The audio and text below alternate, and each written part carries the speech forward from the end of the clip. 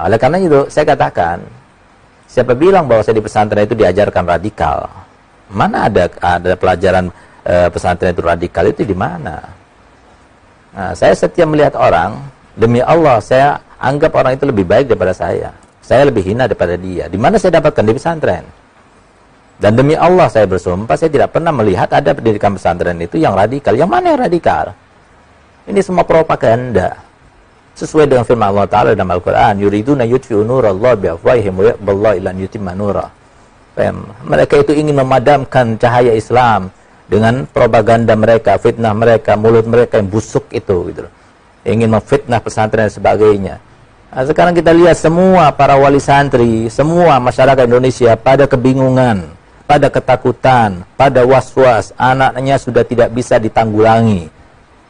Sangat mengkhawatirkan moralitasnya mereka sekarang ini. Sehingga apa? Mereka sadar sekarang bahwasanya yang bisa menyelamatkan pesantren. Mereka sudah sadar kok, mereka paham. Kok bisa-bisanya orang yang nggak tahu pesantren pakai bilang begitu, gitu.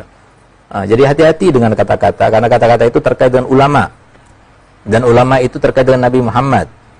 Dan semua yang terkait dengan Nabi Muhammad, maka itu akan besar akibatnya, ya, besar balasannya, besar tulaknya.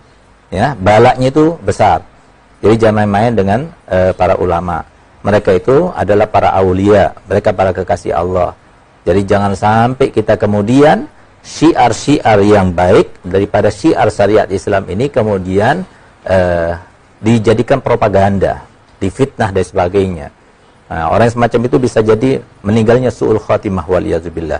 Nah, karena apa? Karena dia telah merendahkan sesuatu yang harusnya diagungkan sebagaimana perintah Allah Ta'ala, wa may yu'azzim sya'airallah fa innaha min taqwal qulub.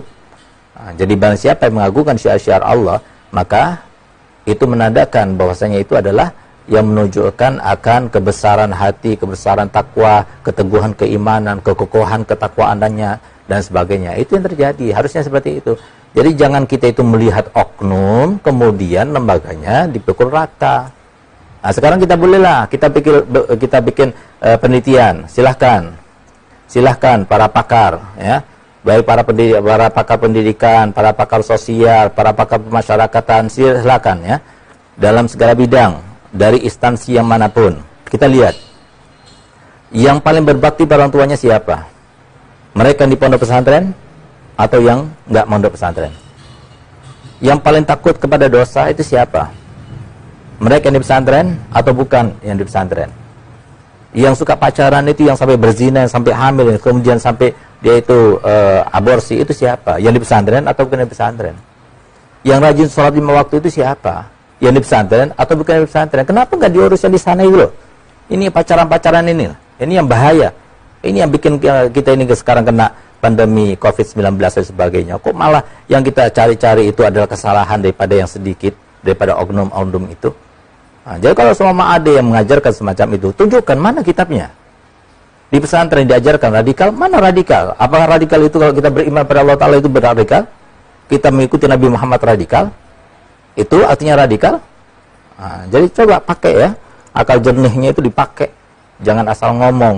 Nah, karena omongan kalau orang awam yang ngomong, ya, itu bisa tidak berarti apapun. Tapi kalau orang yang dikenal itu berbahaya. Tolong jangan sampai sakiti hati para ulama kita yang sudah capek-capek mengurus masyarakat, ya, mengurus anak-anak saudara kita masyarakat Indonesia yang betul-betul menjunjung tinggi NKRI, yang kita perintahkan wajib taat kepada pemerintah, wajib taat kepada aturan pemerintah. Kita yang mengasih tahu itu semuanya, sehingga mereka banyak yang berbaur, banyak yang mengikuti. Kok sekarang kok mereka itu sampai menyakiti kita dengan berkata seperti itu?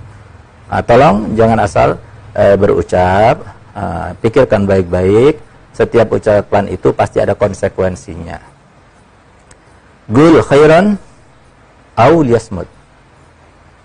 Katakanlah dengan yang baik. Kalau tidak bisa berkata yang baik, diam saja.